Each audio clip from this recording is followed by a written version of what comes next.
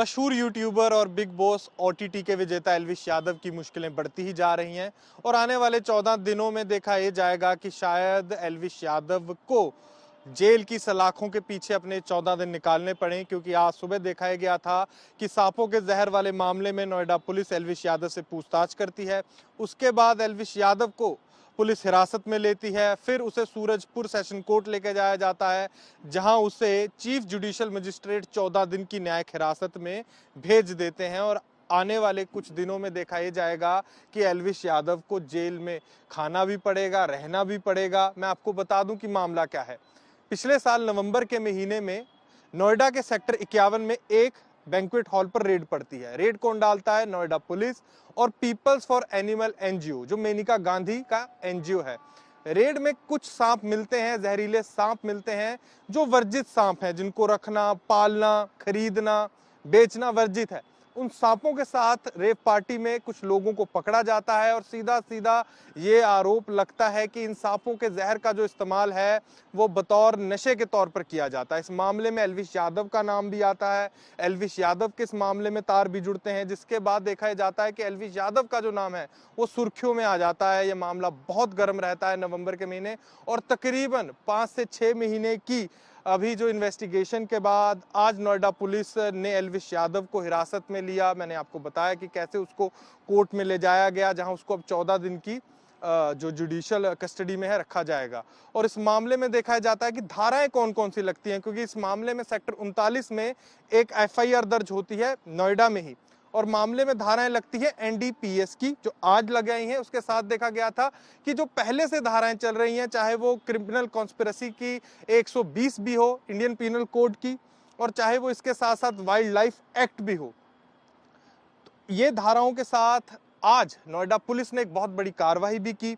इस कार्रवाई में देखा गया कि हालांकि एल्विश यादव सारे इस घटनाक्रम में बड़े मुस्कुराते दिख रहे थे, पर कोर्ट परिसर के अंदर जो हमारे सूत्र थे उन्होंने हमें ये बताया कि एल्विश यादव जब आज कोर्ट में थे तो पूरी एक बड़ी वकीलों की फौज के साथ थे, और जैसे ही सीजेएम साहिब अपना फैसला सुनाते हैं तो एल्विश यादव की शक्ल पर मायूसी छा जाती है।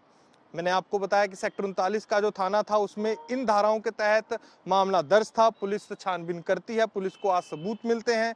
उन्हीं सबूतों की बिना पर एल्विश यादव को अब 14 दिन की हिरासत में भेजा गया है।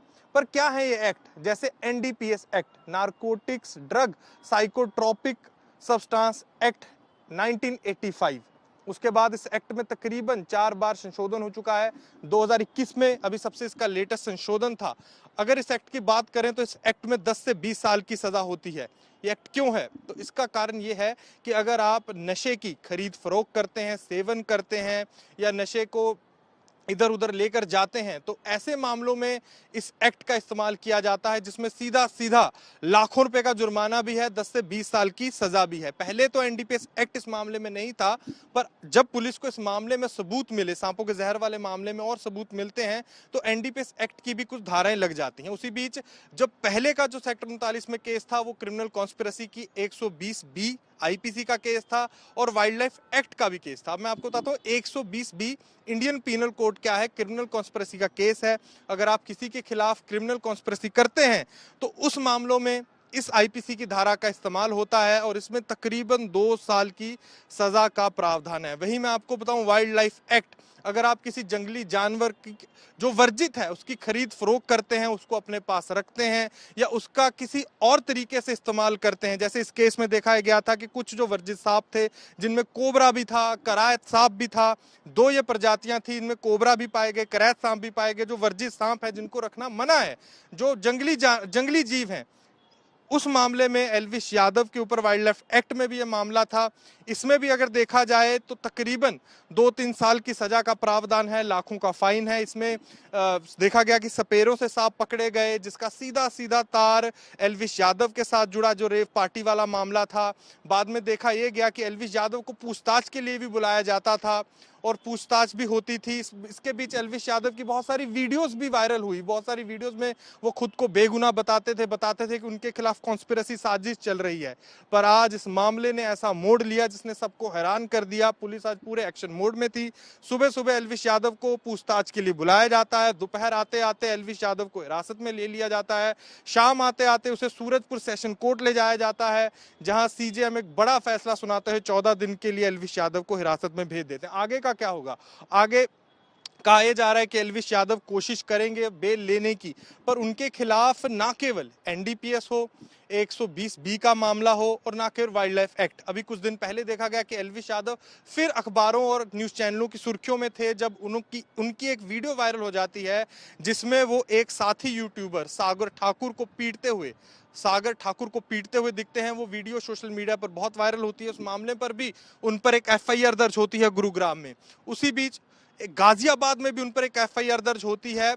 पीपल्स फॉर एनिमल के कार्यकर्ता, वही एनजीओ है जिस एनजीओ ने उस रेव पार्टी में स्टिंग ऑपरेशन किया था, जिसमें सांप पकड़े गए थे, फिर लोगों को गिरफ्तार किया जाता है। राहुल नाम का एक व्यक्ति होता है, वो पुलिस को बताता है कि एल्विश यादव के भी इसमें तार जुड़े हुए हैं। छानबीन होती है तो उसी पीपल्स फॉर एनिमल एनजीओ, जो मेनका गांधी है, मेंबर पार्लियामेंट हैं, बीजेपी नेता हैं, मंत्री भी रहे पहले हमारी कैबिनेट में देश की, उनके जो एनजीओ के कुछ कार्यकर्ता हैं जो उनके एनजीओ में काम करने वाले हैं, उन लोगों को धमकाते हैं। तो उस मामले पर भी गाजियाबाद में उन पर एक मामला दर्ज है। एल्विश यादव देखा जाए यूं तो सुर्खियों में रहते हैं क्योंकि उनके करोड़ों ही फॉलोअर्स हैं, चाहे वो सोशल मीडिया हो या चाहे वो आम पब्लिक लाइफ हो। उनकी हरियाणा में एक सेलिब्रिटी जैसी इमेज थी, जिसको अभी बहुत बड़ी चोट भी लगी है आज की कार्रवाई के बाद। देखा यह गया था कि इन दिनों में बीच में मनोहर लाल खट्टर के साथ भी वो मिलते हैं, स्टेज शेयर करते हैं, जहां मनोहर लाल खट्टर उनके लिए स्पेशल युवा अवार्ड्स भी शुरू करते हैं। पर जैसे ही देखा गया कि मनोहर लाल खट्टर की कुर्सी जाती है, एल्विश यादव के खिलाफ जो कार्रवाइयों का दौर है वो भी शुरू हो जाता है। जिस बीच एनडीपीएस एक्ट हो, चाहे वाइल्ड लाइफ एक्ट हो, क्रिमिनल कॉन्स्पिरेसी हो, गुरुग्राम में मारपीट वाला मामला हो, चाहे वाइल्ड लाइफ एनजीओ वालों को धमकाने वाला मामला हो, सब एकदम एल्विश यादव पर ये सब मामले ऐसे खुलते हैं कि उनकी जो मुश्किलें हैं वो बढ़ती ही दिख रही हैं। और आने वाला वक्त ही बताएगा क्या एल्विश यादव को इन सब मामलों में राहत मिलती है या उनकी मुश्किलें और बढ़ती हैं।